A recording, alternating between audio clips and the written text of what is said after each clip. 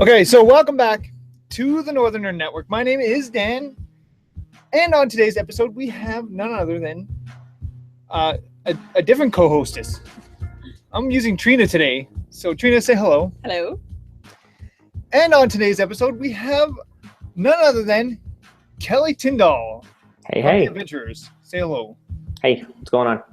Sounded like you said the Avengers. Yeah, almost. I created the Avengers too, but I really want to talk about my webcomic. First things first, I guess. So anyways, we basically, the way we kind of start things off on the show is we just kind of like to ask everybody how their week was. So Kelly, because you're our guest, how was your week? Well, today's Monday, so my week has been one day. And it was a super compelling day. It was a day of adventure, and no, it wasn't. We went to the Lego store and we had lunch with a friend of ours. It was pretty quiet, actually. Did you get any Lego? No, I have a personal moratorium on right now because I'm trying to create a closed environment for my collections. So one thing out, one thing in. So working on that right now. Although I think when the new Ghostbusters movie comes out with all the lady Ghostbusters, I think the kids and I might hit that a little bit, but we'll see how it goes. We have not successfully managed to do one in, one out. No, it's more like 800 in and a few things. Yeah, and I'm getting better about that. Comics for you, but I haven't seen any go out yet. No. It said no more comic boxes. You got to get rid of some of them first. So make room. So now the comics are just piling up in the corner. I can't put them in the box. They don't fit anymore. You got to get rid of stuff in the box. You got to narrow it down. You got to get those sweet trades going on and dump the single issues. Yeah. That's what I said. All the ones that you started and didn't like, get rid of them. Why are you keeping them if you didn't like them? I keep covers if I really like them or something like that. I have no compunction about chopping them off and putting them in a file somewhere. Yeah. I love I used to hang them up on the wall in my kid's room along the whole top around his room. He's got comics that just hang up there. It looks awesome. I love it. He's like, Dad, cool it with the tarot sign of the Black Rose. Just a little bit less of that. A little bit less Zenoscope. Put up some Spider-Man or something for me. Yeah, I had to get rid of all the Spawn comics up there. He was getting creeped out. Again with the Violator. We're sick of this guy. We're bringing the Vacillator for a while or something. Anything new. All right. So Trina, how was your week? It was all right. Yeah. I got this new sweater. It's pretty awesome. I've been eyeing it up for a while at the Disney store, and it finally went on sale. So I love Star R's. Stuff on sale. Stars. Stars. Woo. Oh, it says Star Wars. Oh, yeah. I was correct many times. Yeah, and then last night I went and saw the new X-Men movie. Yes. How was it? It was good. I enjoyed it more than Captain America, I must say. So who didn't get to go see this movie? This guy. Yeah, I haven't seen it. I haven't seen Civil War yet. I'd forgotten that I hadn't seen it too. I liked X-Men because it was like the big bad guy and all the good guys fighting the big bad guy instead of all the good guys fighting themselves. So. Yeah, and it's always like the guys with relatively equivalent powers kind of teaming up against one another. Yeah. Which makes no sense. It should be like Superman versus everybody, and then Batman can come in and look cool at the end. Yeah. How about your week? My week was it was a week, and now it's over. It's a week and a half. You know what? I've been working this nice little 12.5-hour days at work right now, where I have to wake up at 4:30 in the morning, and I don't get home till what time? 7:30. 7:30. So they tend to be long days. And then I come home and I see my kids for half an hour, 45 minutes, and then they go to bed. And then there's most days like today where I do a podcast and I say hello to my kids and I come downstairs and I do this. So yeah, I have not had much chance to do anything. I did on Saturday go out to play some board games, which I got to play Legendary, which I think this was the first time I played it. I may have played it once before. I can't remember if I had or not. But it was a lot of fun. I really enjoyed it. And what else did I get to do?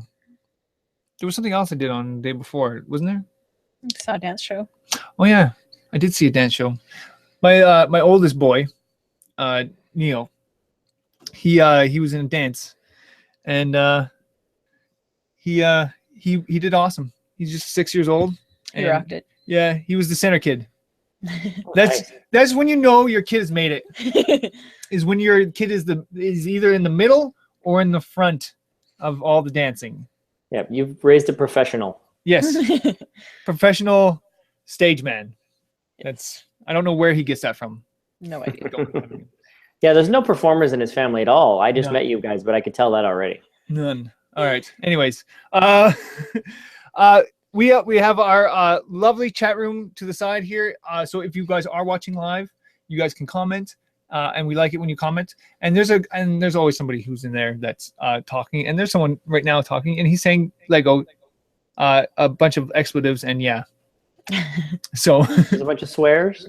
yeah, I'm not sure. It's all kind of like bleeped out there. Oh, do you have a thing that turns the swears into captchas or whatever it is? No, That would be awesome. That would but be no. no. Yeah. I think he did that himself. I think he did it himself. You should get a thing He's Like- Mormon, so I don't think Oh. he's allowed to swear. you should get a Except thing in like that Anderson. converts every swear word into like a cute version of itself. Did you guys read I Hate Fairyland? No. It's really good, and Scotty Young has tons of swears in it, but it's like TV swears. Okay. So like the main character says, I think it's either mother fluffer or mother hugger all the time. It's really funny. That's What awesome. it is. I love TV shows or movies that do that. And you know what? The one show, and this might actually bring us into our first topic for the night in our news items. But one of the first times I ever really noticed that was when I was watching Lethal Weapon on TV, where they would change the words around. And you know what? Guess what? They're making Lethal Weapon for TV. Really? Yes. Is it gonna have funny swears in it? I don't know. Now I They really should want totally do funny that. swears. They should write in the crazy swears. And the one They guy should. like an anger management or something, so he has to say like mugger hugger or something all the time. That would be Yeah. hilarious. I would watch that. I know. I'm kind of excited because they got is it Damon Wayne there? That's a Wayans for sure. Yeah, and I don't know who Riggs is, but I don't know. He looks like the stunt double for Blake Shelton. he looks crazy, which is Yeah. sort of what you want to go for in I was- that I was character. kind of hoping you have that sweet mullet. Yeah, The doesn't quite have that look. ironic mullet. Melt. Making up words now. Yeah, might as well. I am a Clayne creator. Crawford, his name is. Clayne Crawford. What was that first name? Clayne. Clayne. Like Clayne Rattling Bang. Man, oh man, that sounds like a clan. He's a newcomer. What country is he actually from? Is he like Australian or something? He's doing an American accent. Yeah, Like do we have- 90% of leading I men love on when they do TV. that. That's the best. Anytime you have an outsider do like an American accent, and then you hear them doing interviews in their actual like. He's from Clay, Native tongue. Alabama. Oh, so he's Parents were legit. really feeling uninspired when they named him. Yeah, you can. It's not always easy to tell. Americans don't have an easy time telling that somebody's doing their accent. Europeans see- can immediately. Yeah, so when I hear someone do a British accent, you can tell that they're doing the British accent, like they're faking it. But when people do an American accent, I'm like, I'm totally fooled. Yeah. Yep. Almost every time. Sounds fine. Except the house. House was one where I was kind of like, that's an interesting one. Really? I thought he did good. I couldn't even It's tell. just it was like a Batman American voice, just blah, blah, blah, blah, blah, kind of a gargly thing. Angry, anyways. I just Yeah, figured that was sort of his character. it was interesting in a way. But I was so accustomed to Hugh Laurie from Blackadder and that sort of thing. I kind of like, it was hard for me to kind of picture him doing something else. It's Yeah, like see, the guy, I'd never seen him before, so when I saw him actually in an interview, I was like, "What? He's British?" they're doing Benedict Cumberbatch is playing Doctor Strange, and he's doing him with like a New York accent. And I'm Yeah, like, just do that's the a British accent. It's fine. Just go with it. I know. Like there's It British would've been- people it in would the have been U.S. for totally sure. okay with him doing the British accent. Yeah, he's got such a great commanding voice, and having to have him talk like he's from Brooklyn or something is going to be a little bit. I don't know. Off-putting. Because as we all know, it's not about reality; it's about believability. Yeah. So, anyways, Lethal Weapon TV show. Yeah. Pretty awesome. Did you Sure, ever why watch? not? Yeah, obviously, I'm sure you've watched Lethal Weapon. I've never seen a Lethal Weapon movie once. My Mel Gibson jam in the 80s was Mad Max. That's fair enough. Yeah, I was a big Road Warrior kid. I loved all of them, but I watched Road Warrior quite a bit, and I really liked Beyond Thunderdome, even though it's got that big, like, 45-minute dead hole in the middle. Yeah. It's still a great, interesting movie, and I love Tina Turner. We don't need another hero. It's just, I love it. So that was kind of my thing. I was like a one franchise man. I didn't watch any other Sigourney Weaver movies besides the Alien ones and that sort of thing. So one franchise man, one franchise teenager, I guess. I used to love Lethal Weapon. That was one of my favorite movies when I was growing up. That and Die Hard. I mean, those. Another one I haven't seen. Another hole in my geek knowledge. Oh my goodness! I know everybody's like, "This is my favorite Just stop Christmas this movie." podcast right now. Go watch those movies, and then we'll come back to this again. We'll try. Come back in 3 hours. You just be standing there asleep. Yeah. Totally fine. Totally worth it. Anyways, Dreaming about maybe we'll wait till next time. Yeah. Moving along. Anyways, moving along. We'll just jump along, I guess. Jump to the next. Yeah, we'll just jump to the next news item, which is a jumping cockroach robot. Yeah, horrifying, disgusting. I know. Make that. I watched this video of this robot, and it is super creepy. I'm actually absolutely terrified. We are a running theme on the show is that we like to somehow focus a lot on robots. I don't know. It's cool. Somebody keeps finding robot themed news items Because they're cool. Robots are cool. Robots are what's going on in science and technology today. That's why. It's true. Yeah, there's not a lot of cool stuff going on otherwise, unfortunately. We're not on Mars yet or anything. We're not fixing like major diseases. We're working on it, but we're not there yet. So we have robots that walk around like dogs and we're kicking them and stuff and they're not falling over. Oh man, I'm watching those videos. I'm going, oh, they are so gonna get back at us for that. Yeah, we're just teaching them bullying, basically. Yeah, it's terrible. It's like we're just totally setting up our own fate. Oh yeah, I mean, did the world not watch Battlestar Galactica? I mean, come on. Ooh, another thing I haven't seen. You're just picking out all of the Robots stuff. take over the world. Like, I know that. We're gonna hit every single one of those holes tonight. You guys are just like walking. It's like a horse walking through a field full of gopher holes. Just crack. There goes one leg. Crack. There goes another leg. I do know that the robots in Battlestar turn into sexy Tell blondes. me what you do know. What I do, I know a lot about. Webcomics made by Kelly Tindall, cartoon. Okay. We'll get to that in a minute. Yes. So, anyways, the robots. Yeah, you should preamble it. There's this video of this thing about it's called the Jump Roach. It's a 60-gram robot that can jump 1.6 meters in the air. You can Google it if you want to be grossed out.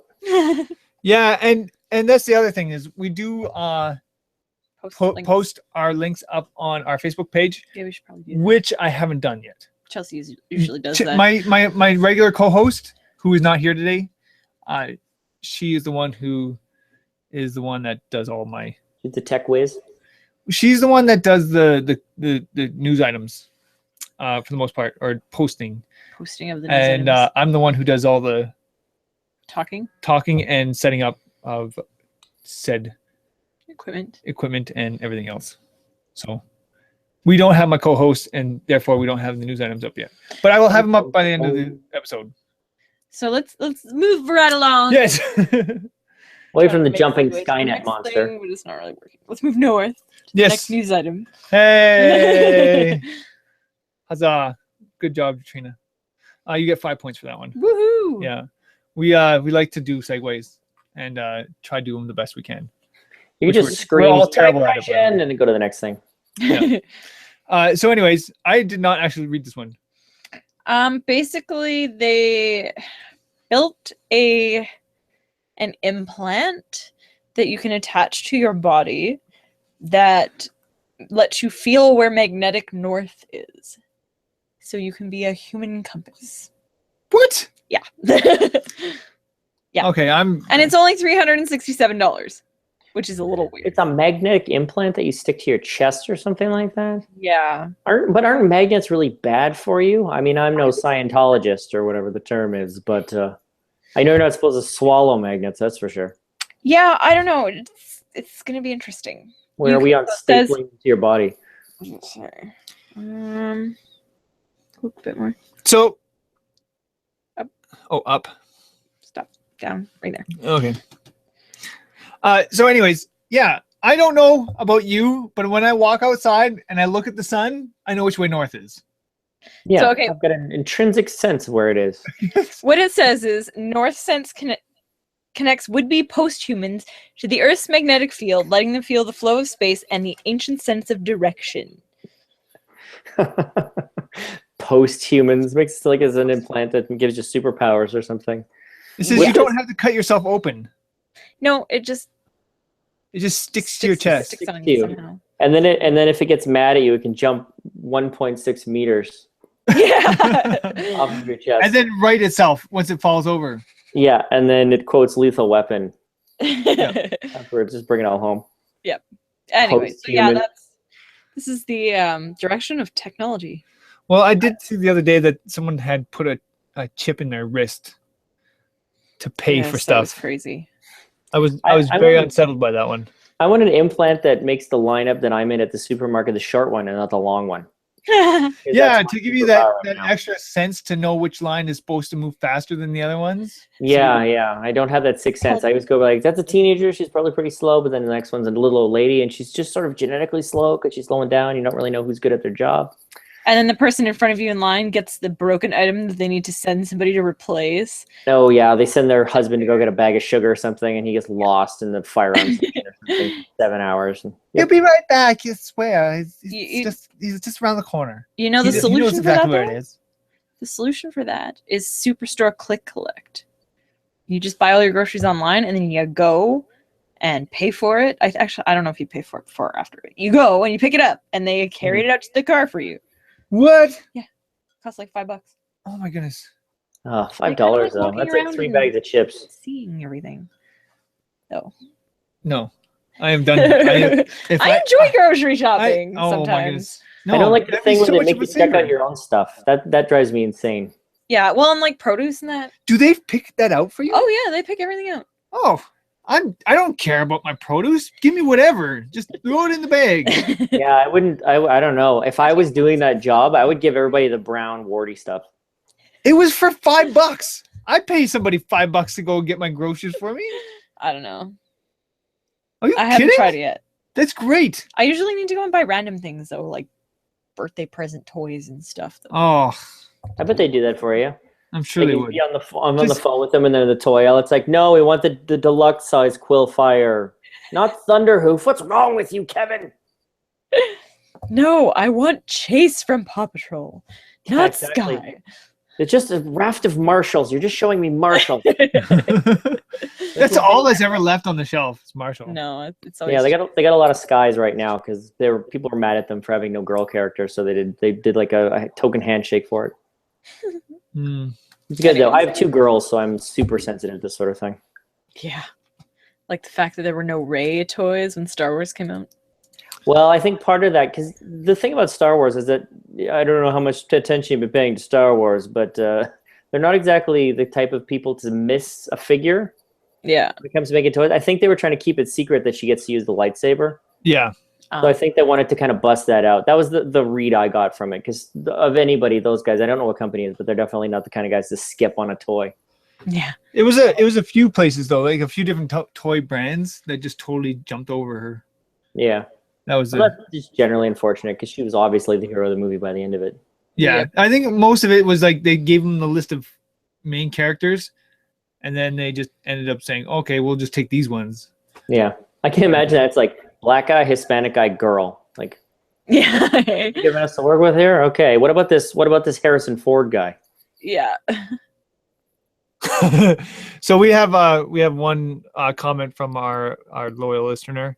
He's saying that he needs a chip that makes or an implant in your optic nerve that makes every girl or guy look hot. That's dangerous. That's called Rickard's Red. That's called alcohol. Yeah, exactly. You're going to be all right. Friend. Yes. You should- Yeah, it's called alcoholism. It's the reverse of a superpower. All right, so that's all we have for sort of News. our news items. Now we get into our meat show, and the potatoes. meat and potatoes of our whole existence of the Nerdcast, and that is talking to whoever is on the show this week, and today is Kelly. And so Kelly, the first question I tend to like to ask like everybody out there is, what are you doing on my show and why are you here? You can blame Jay Bardila for that. We blame Jay for a lot. We do, Yeah, but we do blame Jay for a lot of things. No, I was casting around because I am currently running a Kickstarter for my second book. And when I run a Kickstarter for my books, I like to talk to people on podcasts. And since it's a couple of years between books, invariably the podcast that I talked to the first time disappear. And then I got to find all new podcasts. But now that I live in Edmonton, the lovely and talented Mr. Jay Bardila of Happy Harbor Comics recommended you, lovely lot. And I'm pleased to see that it worked out very marvelously. Well, we're Or fantastic. so far, so good. I mean, it could go crazy. To have you on our show. Turn for the worst here in a minute. Yeah, I know. I can Take stop it. talking completely. I can totally shut down in like 3 seconds here from lack of sleep and sleep. I'm starting to lose it now. So At anyway, least you don't have narcolepsy like Jimmy Kimmel. yeah, I feel like that sometimes, especially when I'm watching TV. I just like nod off. I can't stay awake. Better than traffic. Well, and typically I love staying up for TV shows or movies. No, you fall asleep a lot. It depends on how tired I am. Anyways, I've been really tired lately. So anyways, we're talking about The Adventurer and a wonderful Kickstarter that you have out right now at this moment. So can you tell us a little bit more about just The Adventurer itself? Okay. I do 2 webcomics, and one of them is a pirate webcomic that's a full color fantasy about a little girl who's the world's deadliest pirate. And I try and do that one 2 days a week, and it's a bit exhausting to do everything myself for that. So as a way of sort of taking the steam off, I started originally doing drawings of my oldest daughter every day, and I got sick of that after 2 days. And then I thought it would be more clever to do the James Kachalka American Elf type thing and do a little diary comic about the cool stuff that my kids said. So I started doing that, and I started posting online just on Tumblr, as you do. And people really liked it, so I kept doing it, and I've been doing it sort of I've been trying to do 2 adventures a week and 2 Strange Beards a week, just to kind of alternate. And the Adventures now has 200 of them, and so I wanted to collect them into a book. And I also wanted to do a story that I haven't drawn for the Adventures yet, do a special story. And I want to do that as a sort of extra incentive to get people to buy the book and not just read everything online. Kind of like the web comic, but also like a plus version that's a little bit better, a little bit more visually interesting. Cool. So it's going to be all the web comics and then a little extra. Basically. Yeah, I mean, it's going to be all the good ones. I'm gonna clip out a couple of the really in-jokey ones, and there's a lot. You've got kids, you know the same sort of stuff. There's maybe too many poop jokes and that sort of thing, too many barf jokes. So maybe trim those down. I mean, they're all gold, they're all fantastic. Don't get me wrong, but you might want to trim it down a little bit. So I might do that. And it's probably going to end up being about 75 of the best ones from the first 2 years of the strip, I think. Cool. So why did you bother even start writing the comic in the first place? Well, like I said, it was kind of a way of taking off the steam from doing Strangebeard, because my rules for doing the adventures are that I draw it on my sketchbook. I don't really have like a set size. I just draw it in whatever sketchbook I happen to have. I don't do any underdrawings. I just draw it just as is with ballpoint pen, and then I scan it into Photoshop, make the lines completely black, and then I just use a light blue, a 20% cyan for a background color. As simple as I can make it. Takes me 15, 20 minutes to do one of these things, and it's just a way of kind of keeping drawing, keeping the muscles kind of flexed a little bit, but not having to do like a big full involved thing, because a Strangebeard page will take me anywhere from 4 to 6 hours. Wow. So I wanted something that was a bit more bam, bam, bam. Trying to get it out a little bit faster. Yeah, I mean, be able to sort of persistently update content as many times as I could during a week without killing myself, basically. So what is sort of the overall, what would be the theme of your comic? I mean, yeah, you have your daughter, but is there an overall overarching theme that you got going on there, or is it just random stuff? Not just the plot, but what is it about? Yeah. Well, the thing about, I don't know if either of you are familiar with James Kachalka's American Elf strip, but it's a comic that he did. He posted a new comic every day for 9 years. Oh, wow. Every single day without fail, and he collected them. And the interesting thing about that is that if you see them day to day, you think, oh, well, this is kind of just the minutia of this guy's life. Like, it's just him talking with his wife, or he's hanging out with his friends, or his kids do something funny. But if you read a year or two of it, in one go, it becomes kind of this weird transcendental thing. Like you're looking into this guy's life. You feel like you're part of his life in a weird way. And so with the adventures, I wanted to see if I could replicate that in a book and be able to kind of have that overarching sort of feeling of looking into somebody's life. But also at the same time, I realized that I didn't want it to be a thing where you just kind of go through it, boom, boom, boom, boom, boom, 75 pages and you're done. So this extra story that I want to do for it, and I'm going to do anyway, but what I want to physically publish in the book is a story about my daughter's heart surgery, which happened when she was 8 months old. She's 5 now. She's fine. Spoiler alert, she's okay. But I really want to kind of get into that because I think if you're an artist, I think your chosen vocation is the way that you choose to deal with things. And I hadn't really sat down and seriously thought about what that all meant to me and try to communicate the feelings that I had during all of that to a larger audience. That's sort of a new challenge that I want to kind of undertake. Now, when you look back on some of these comics that you've written over the last, you said earlier, 3 years, is that correct? Almost exactly. Yeah, March 20th, 2013 was the first one. That's incredible. So if you look back on your comics on the past 3 years, and now I have kids of my own, right? Is it a good way for you to just kind of take it yourself, even a peek into what has been happening in your guys' life over the last 3 years? Yeah, it's interesting. I mean, well, that's the thing too, is that we've got 2 kids now, and the first kid, you document them so thoroughly. And the second one, you're just kind of like, it's fine.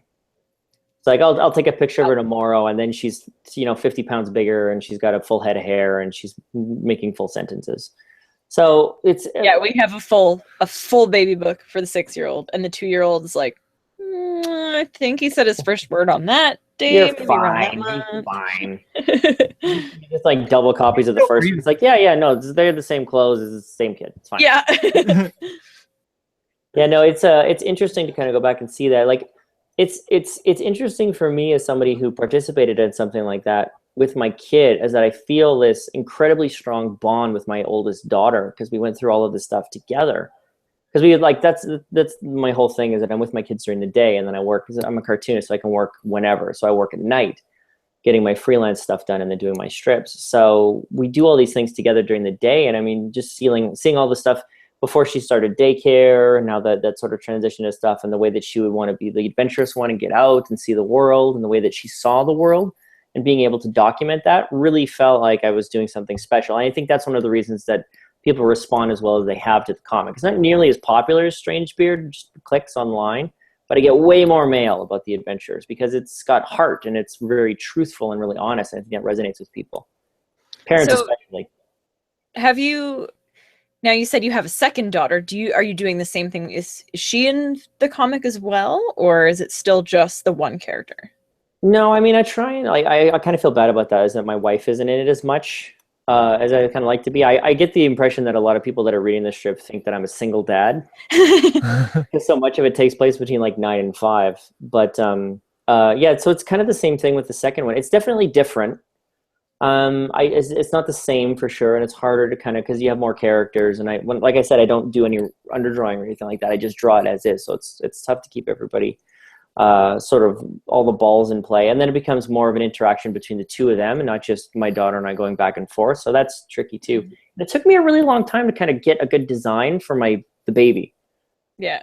Like, she kind of looked like a little Frodo for a while, like a little Adventure Time kind of character, but now she's getting bigger. I want to kind of get her scruffy hair and her goofy ears and that sort of thing. But I'm like, I don't know if I had a nose or not, and I'm still kind of wrestling with it. I want to get back into it. I've kind of been bad about that last little while because I've been so busy with like external freelance work. I do a lot of service work for the comic book companies. But I want to get back into it and kind of document it a bit. Because again, like you said, with the second kid, it's like, oh, my first kid, I did a hardcover comic. The second kid, I guess I updated twice a week for 3 weeks. Yeah. Yeah. I don't feel like I owe her He's anything. in there that too. Way, just maybe once or twice. yeah, I feel like maybe I'll have 3 books all said and done, 3 books worth of material before I finally kind of move on to something else. But maybe I'll keep doing it until the kids are 20. I don't know. So let me ask you, how did you even get into doing webcomics in the first place? Rejection. And why webcomics? Like, oh, you mean how did I get into comics, or how did I get into webcomics?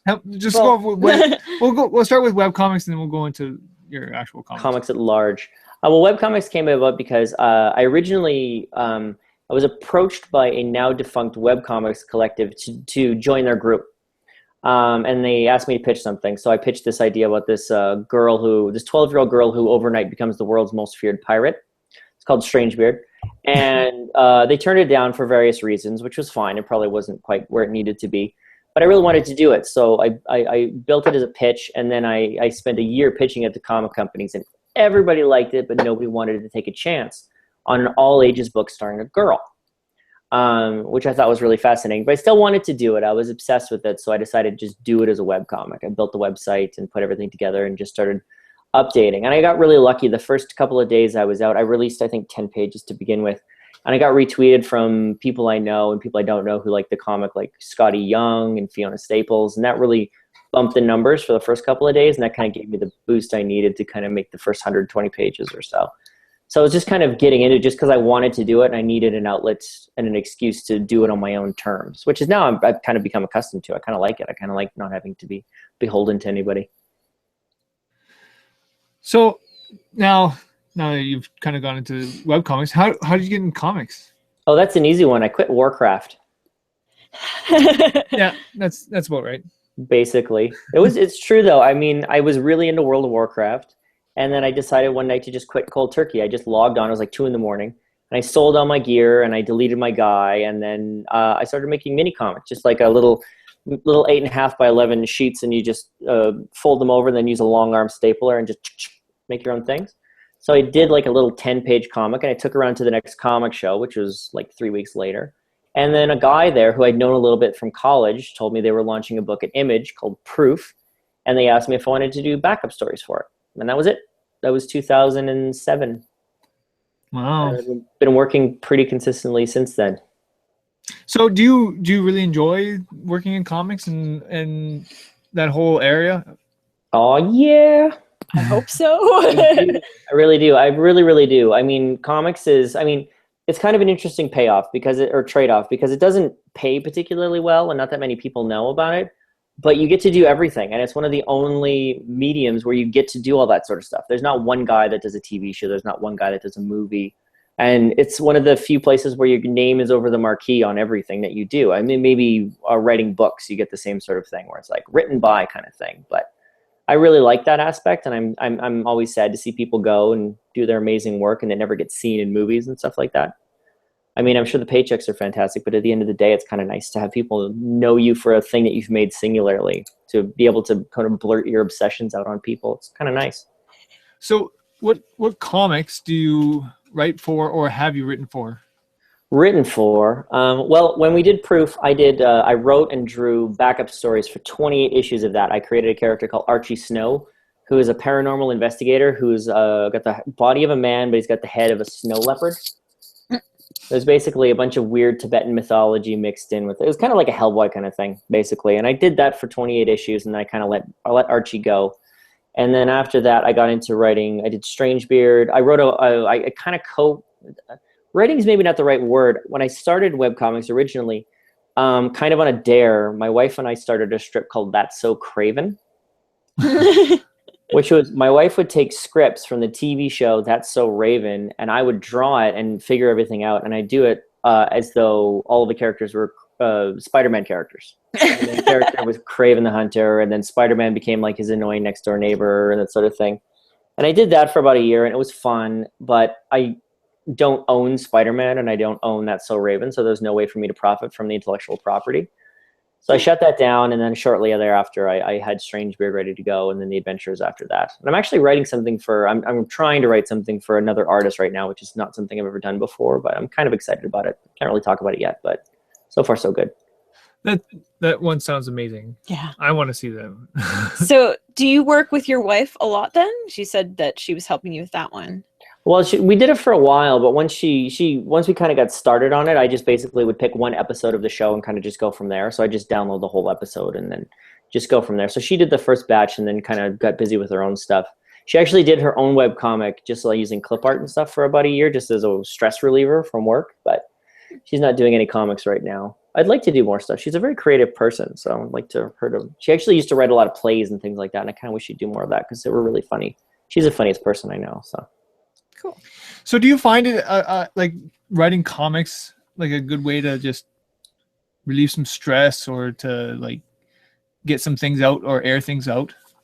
Yeah, I mean, it's like I get to do whatever I want. So in Strangebeard, I get to have pirate ships that turn into giant mechanical tyrannosaurs, and I get to have vampires and robots and that sort of thing. And with the adventures, I get to document the awesome stuff that my kids have been up to. So I find it very relaxing. That's kind of like a hobby almost, just in that I really enjoy doing it. So it's very easy for me. I mean, I kind of had a patch where I kind of just didn't want to do it anymore, but I think everybody kind of runs into that. Even if they really enjoy what it is that they're doing and kind of fall out of love with it for a bit, and you got to kind of remind yourself why you got into that marriage to begin with, kind of. Yeah. All right. So anyways. I have a question. Sure. Who would you say have influenced your style of writing? And are there any comics that you enjoy? That I enjoy.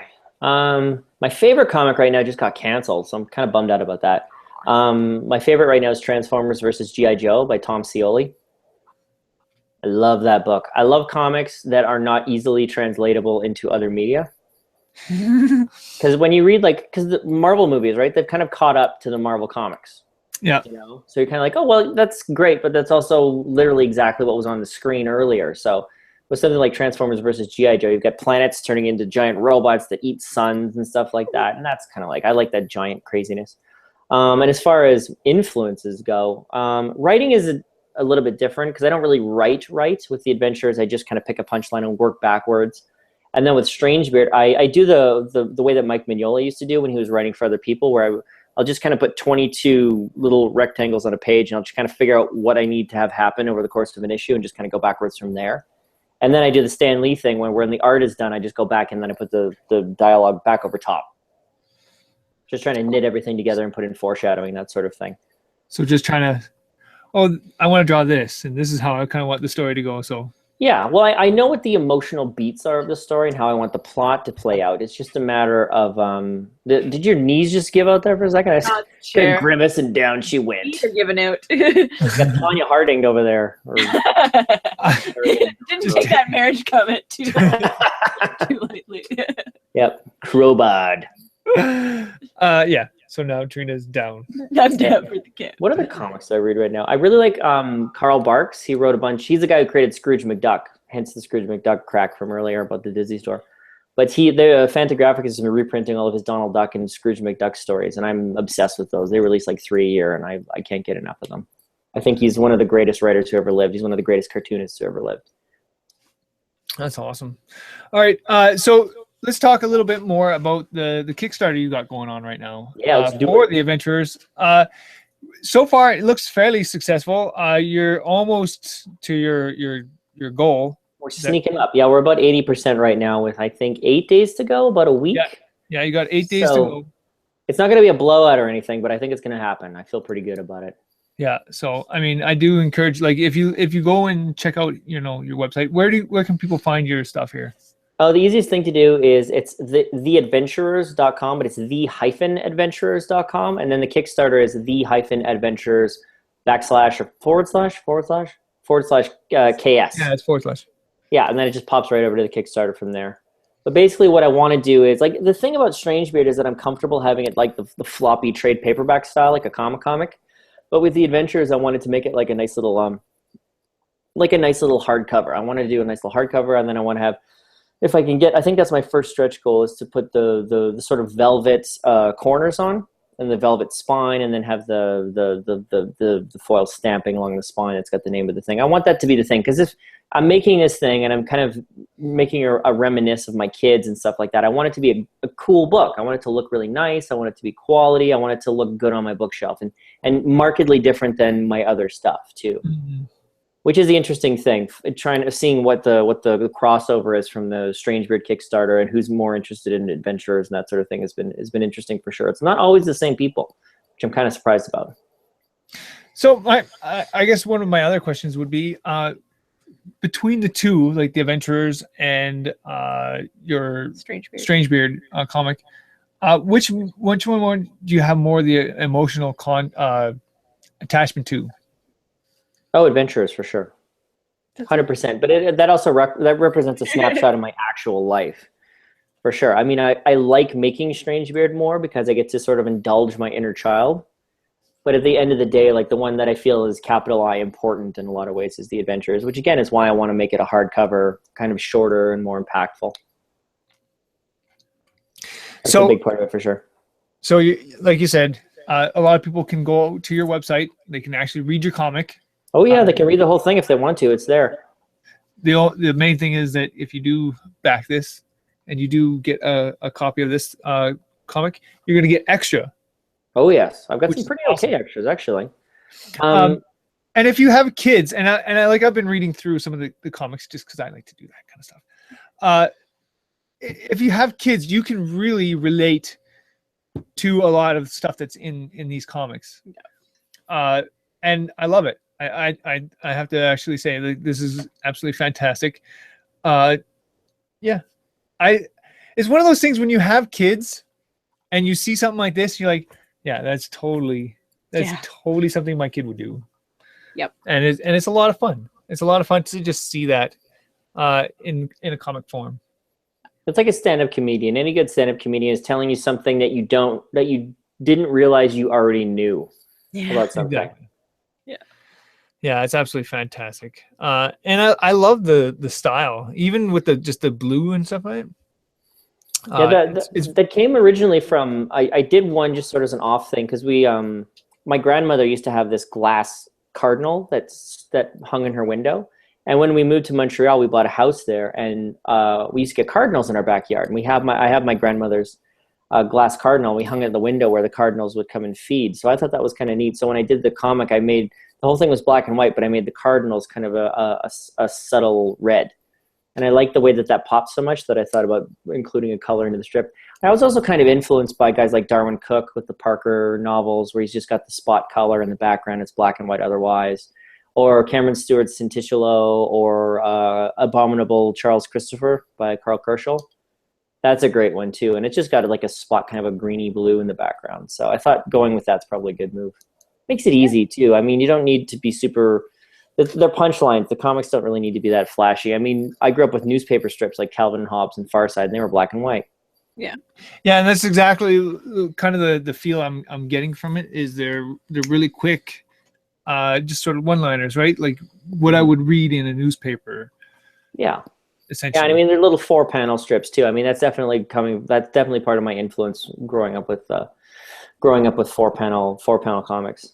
Is there any in particular, like when you look back, like you said Calvin and Hobbes, and which everybody is ever going to say. If you ever talk to anybody about, well, Calvin and Hobbes was the best, because it was at least 20% better than every other comic that's ever existed, except maybe Peanuts. But I mean, that was a huge one for me. I really liked Garfield when I was a kid. That was a huge thing to read Garfield on the bus with my friend Lincoln. I always found Garfield was so clever, and now I read it and I'm like, oh. It kind of rotates around the same 5 ideas. I love it. Like when I was growing up, I loved Garfield. I thought it was greatest. I thought Mondays. I mean, come on, everyone hates Mondays. Like I said, it tells you something funny about something you know a lot about already. Yeah, and lasagna. Mm-hmm. Who doesn't like lasagna? Who doesn't want to put their face in a whole big tray of lasagna? Exactly. It just seems natural. Like it was an amazing comic. I don't like it as much now. No. But I mean, still, it has its moments. Taste is refined now. Yeah, I guess so. We watched Stripped the other night, which is a documentary about kind of the death of the newspaper comic and the rise of the web comic and that sort of thing. There's lots of interviews with lots of cool people. They talked to Bill Watterson for a little bit, and I thought that was really interesting. A lot of guys I kind of grew up with, or not grew up with because they're way older than I am, but whose comics I grew up with, like Mort Walker's Beetle Bailey and that sort of thing. It's neat to see them talking about keeping their stuff relevant and that sort of thing. I like that. Yeah, that's the thing about, like, I believe in the curated experience for us, right? When you go and you find somebody online, like you find this podcast, that's because you want to listen to us, right? You find your webcomic and you read that webcomic because you want to read that webcomic. If I don't like the webcomic, I'm not going to read it. I'm just going to go somewhere else and go find something else, and I'll keep reading whatever I want to read. Yep. A lot of people binge too. I'll get emails where people are like, "Oh, I went back and read 200 pages of whatever I was behind." Exactly. So you find this webcomic, and so if you do find this webcomic, I just go binge. Go binge. It's going to be fun. It's great. It bumps up our numbers for our advertising. It's fantastic. We love it.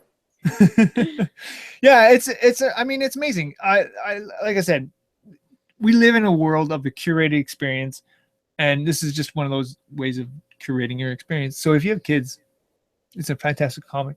If you don't have kids, it's a fantastic comic. If you don't have kids and then read this comic. Yeah, it's a fantastic theoretical. Don't do it the other way around because you might not want to have kids after. It's a good primer. You can read it and then go, "Oh, do I want to go through this sort of experience on my own with my own human beings, and I can make my own people and do this?" Yeah.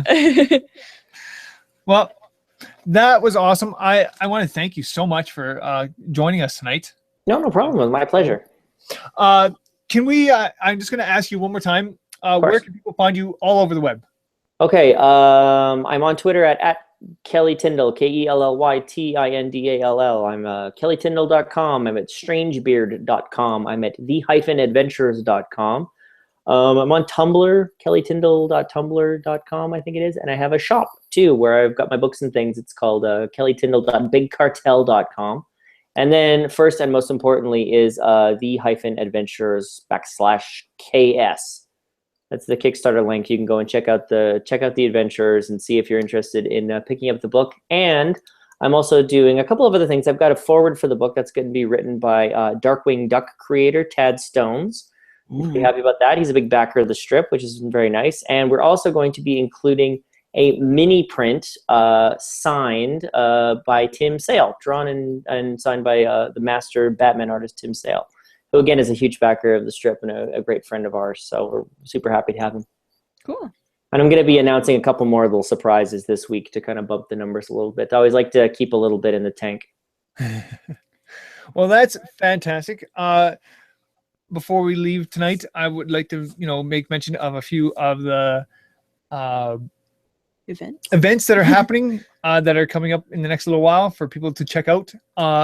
First off, and when we talk about events on our webcast here on the Nerdcast, you guys can check out all of these events on our website at northernnerd.com, northernnerdnetwork.com/upcoming events. And check us out there. I am sorry, I'm really tired right now. Would you like me to run through the events? Yes, please. All right. So, for all of summer, there is lightsaber training on Wednesdays at 7 Churchill Square. Bring your own lightsaber. There is kids class and an adult class, so come on out for that. This weekend is going to be Eek Fest in St. Albert at the Service Credit Union Place, both Saturday and Sunday.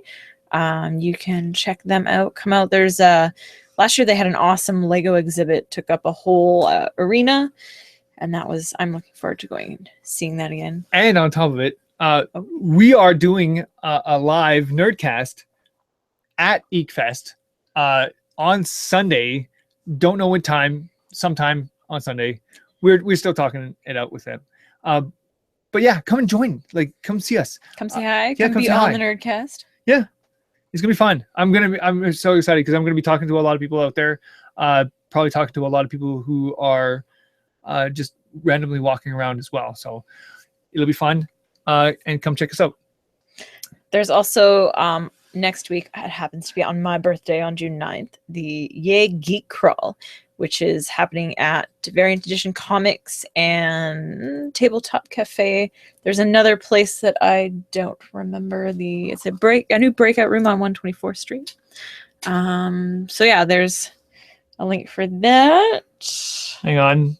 So if you go we're going to this. I'm very excited. It's going to be an interesting show. Trina's for her birthday, she wanted to do this. So we're going on the Yay Geek Crawl. And it is X-Realm. X-Realm, that's the other one. The newest and coolest escape room.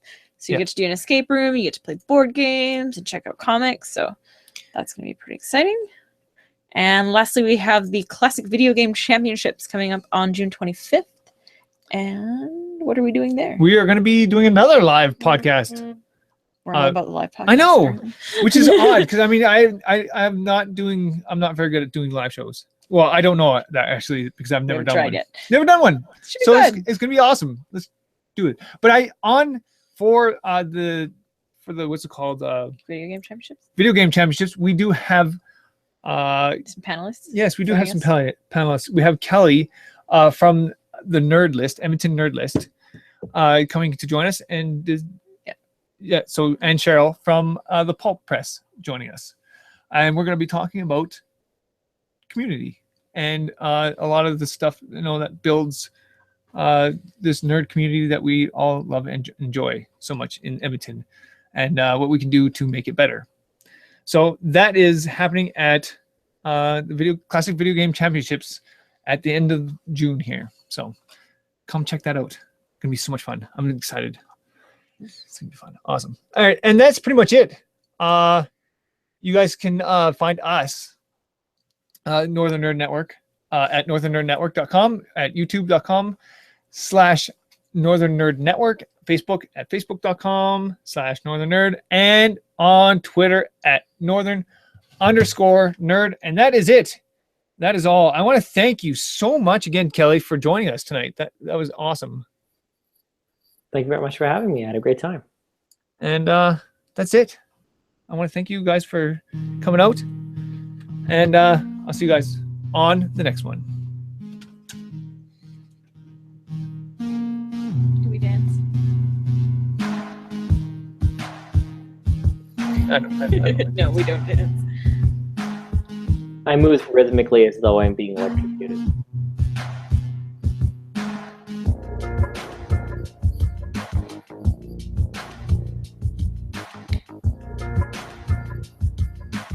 Did you have a guy do your theme music?